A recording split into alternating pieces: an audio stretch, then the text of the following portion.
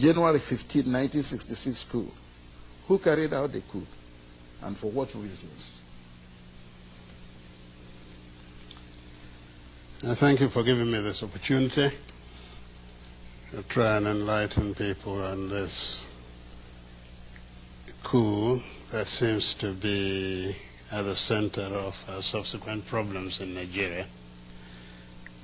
The coup of January 15th, 1966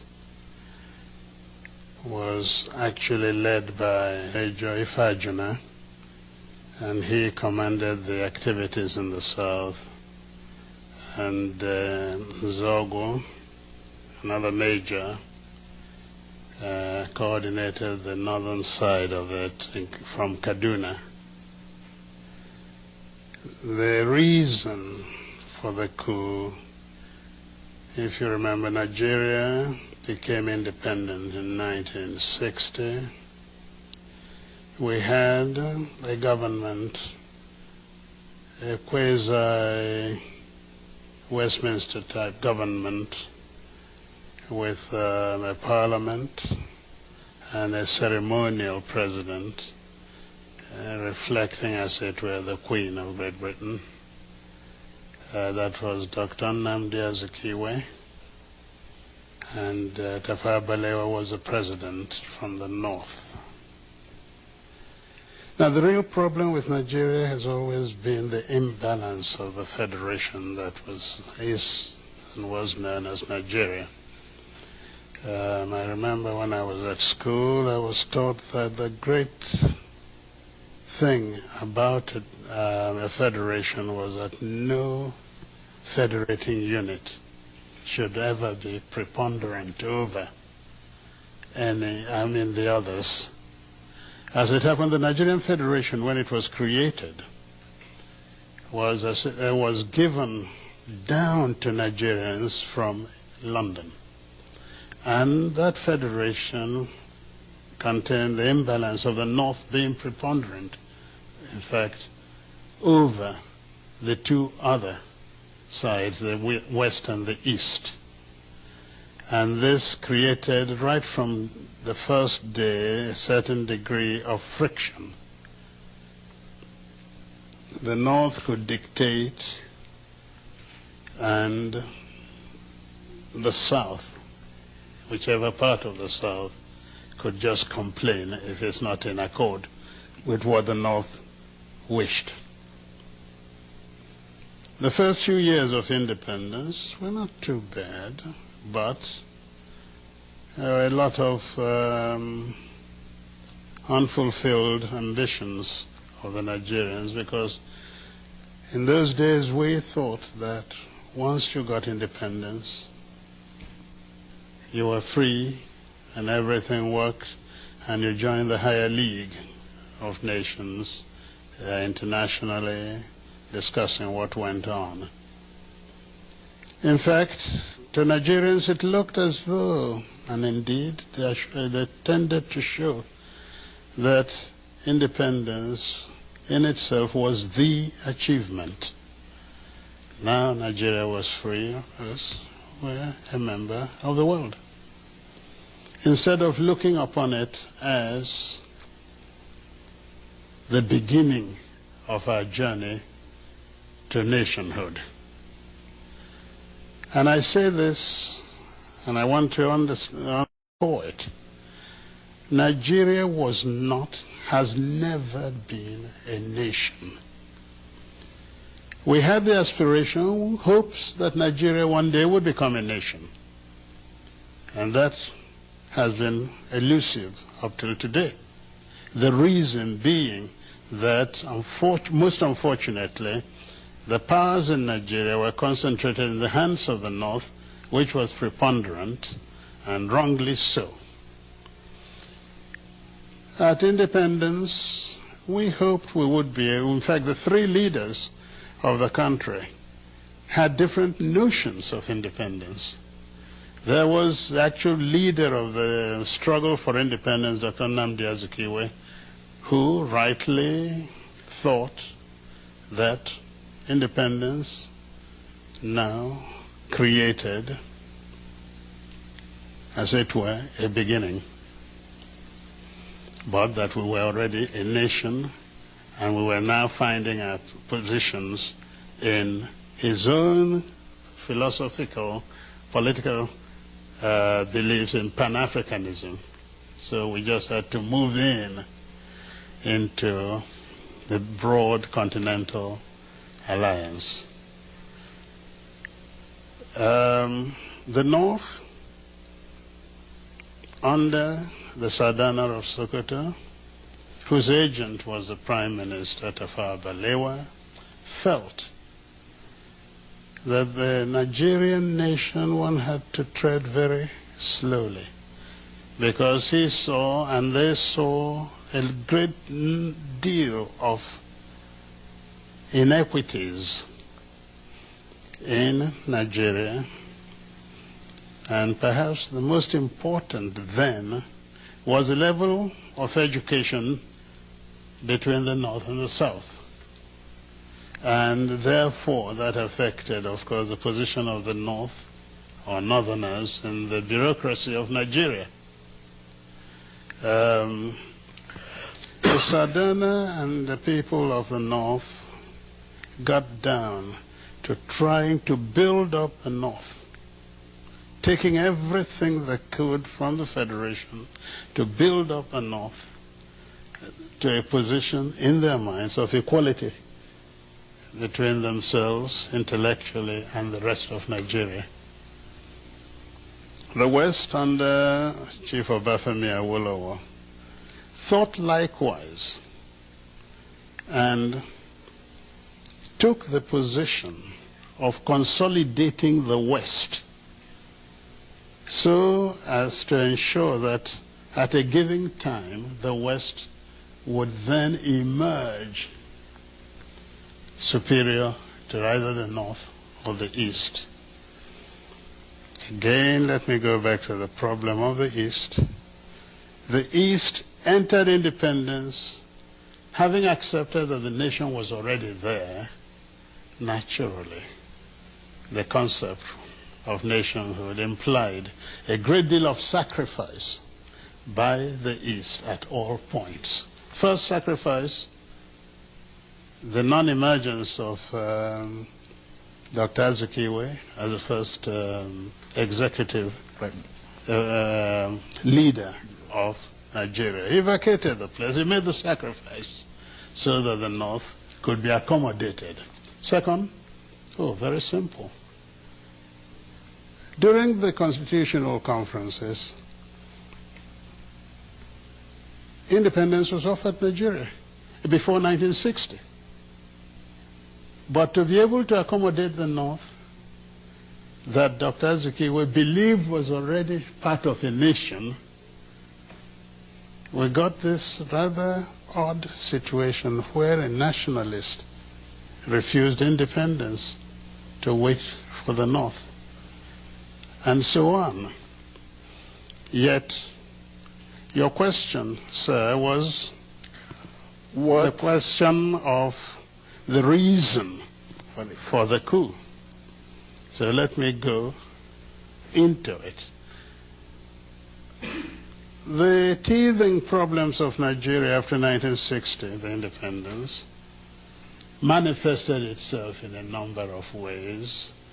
There was a friction over the preponderance of the North. There was certain difficulties about religious beliefs in the country. There was corruption, bad administration, and so on. But the real problem came from the West, which by 1966 was really in turmoil. And the reason was quite a simple one. Where does a leader lead from? In the North, the Sardana led from Kaduna, in the North. His agent was in the South, Prime Minister. Awolowo for the West believed his position was better, and he would be have greater effect on Nigeria if he ruled from the Federation. So he looked towards Lagos. And his deputy, Akintola, he was quite prepared to leave the West too. But a funny thing happened during the election. A funny thing happened. Dr. Azikiwe, who also opted for the Federation, won the election in the West. And it now looked as though an Igbo man was ruling in the East, ruling in the Midwest, and about to rule in the West. And this was not acceptable to the West. We started our problems there, because overnight the victory of the NCNC in the West was nullified by a number of Yorubas crossing from the government to the opposition side and creating a new government. And this actually is at the foundation of the distrust between the Igbos still now and the Yorubas. Now, law and order broke down in the West after the second election. There was so much rigging. In fact, BBC had this rather wonderful statement. It said that men became pregnant overnight with votes. Because, you know, we wear these huge robes, and you can stuff as many ballot papers inside them. And as a result of that, and because by then Awolowo was in jail for treasonable felony, it was felt that the North used its powers to ensure that Akintola, who became their stooge, won the election. It became very dangerous to travel around the streets of Lagos or the West, anywhere. That's when they started throwing acid at people in the streets, in your car, the phenomenon known as wet year. That is wet in wet year. Throwing acid on people. And it was to halt this, actually, that the military was pulled out of barracks to help stabilize the situation. And this went on. We were not moving anywhere. The countries were becoming independent.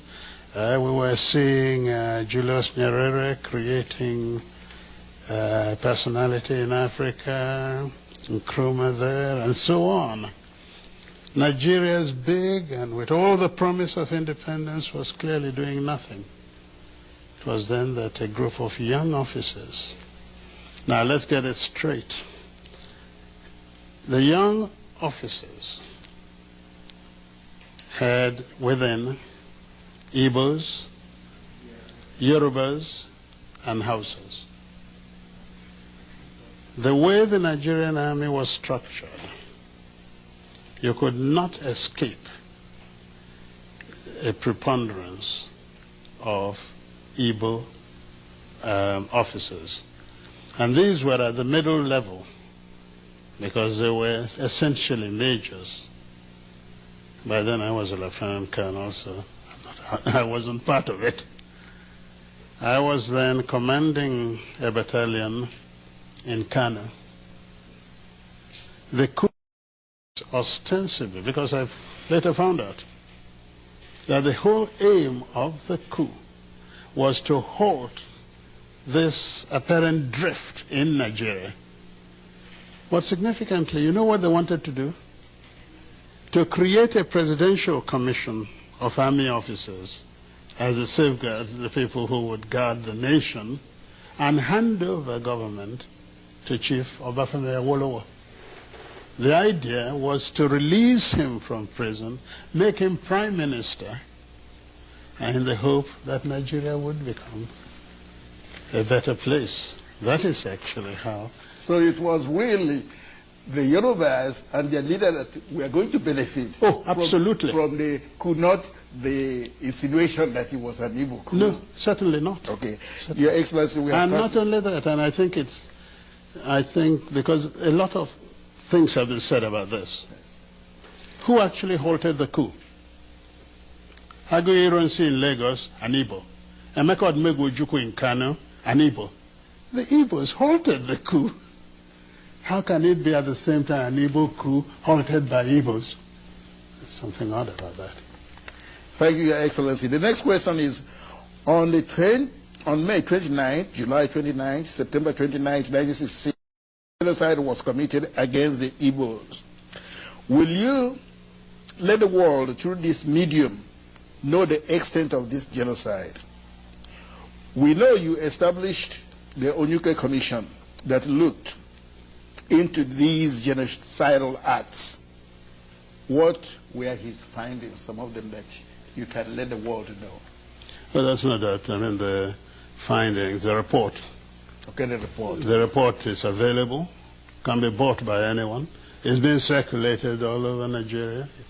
It's not hidden. The first massacre of Igbos in the north, we could, in that report, it was stated that the first coup was 50,000.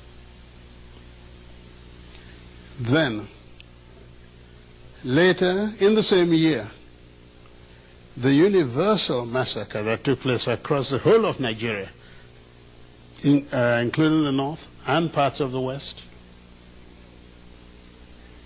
we're talking in terms of 700,000 killed.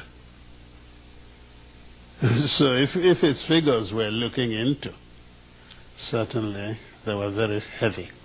But when we're talking of genocide, it's intent that really matters. What was the aim of that? And it was very simple, and the language might make people shudder or remember. It was to impose the final solution to the Igbo problem in Nigeria. That is, when there are no more Igbos in Nigeria, then there will be no problem. I think if one thinks back, sometime you will know who used that term, referring to who. Was the element of religion involved? There are three areas that came together. There was certainly the ethnic one. There was at the same time the political one side.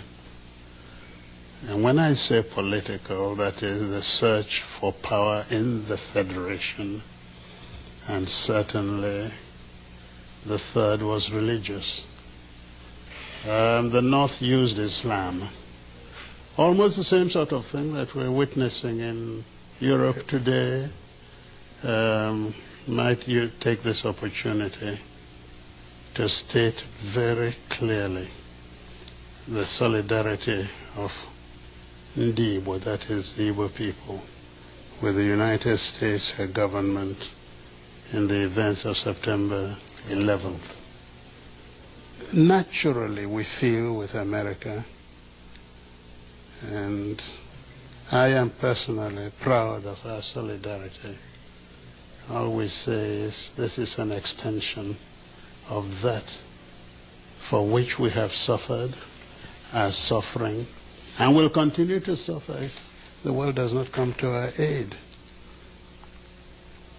We pray that somehow the United States gets out of this. We are sure anyway that she will vanquish the enemy.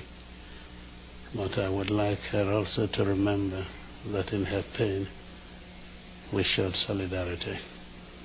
Yeah, that's Az Igbo speaking on behalf of all Igbos everywhere. the sympathy is with the United States because of the events of September 11, 2001. The final question, we have about 2 minutes, Your Excellency. When the Igbos, through the Consultative Assembly, mandated you to declare the Igbo land the sovereign and independent state of Biafra, Nigeria declared war on the young republic. Why would we call this war the war of genocide? The world would like to know again through this medium why the war was called war of genocide against the Igbos.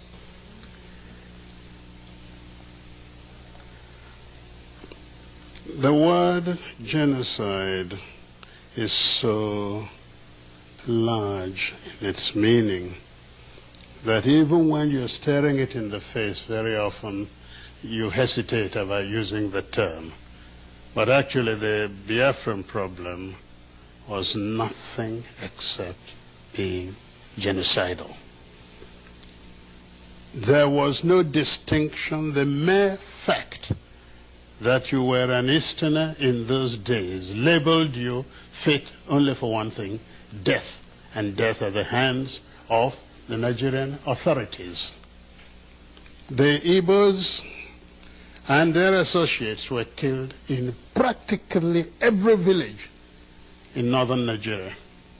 They were killed in many places in western Nigeria. They were in Lagos, even on Kata Bridge, the very center of Lagos. People were looked at and thought, oh, this looked an Igbo, and killed. The very first army officer killed in Lagos, actually, during that time was from Calabar, was killed on the bridge, and so on. Igbos were being hunted out and killed. The Igbos that remained in Lagos after the war began were herded together and detained without any trial or anything, no question of any legal rights. Till today, property of Igbos are still sequestered in various areas of Nigeria, and they have not been released, not all of them, to the Igbos, the original owners. Oh no, we're quite certain. In fact, the only reason it is not called or not accepted as genocidal is because of the Cold War. At that time, anything ethnic-based was almost like an insult to humanity. And ethnicity became a term of abuse in politics. That's all. If it were today, certainly, what happened in Nigeria is much, much worse than what you have seen of Rwanda, not to talk about Eastern Europe. Your Excellency, we have come to the end of the program. Thank you for your time. Thank you for the enlightenment. Thank you for your patience. Thank you for watching African Affairs, a DCTV program on Africa in Washington, D.C., United States of America. Our guest today is His Excellency Eze-Igbo, General Chukwuemeka Odumegwu Ojukwu. We thank you for being in our program. It's an honor. Thank you very much. Thank you. Now you can relax and watch African music video. Thank you again for watching.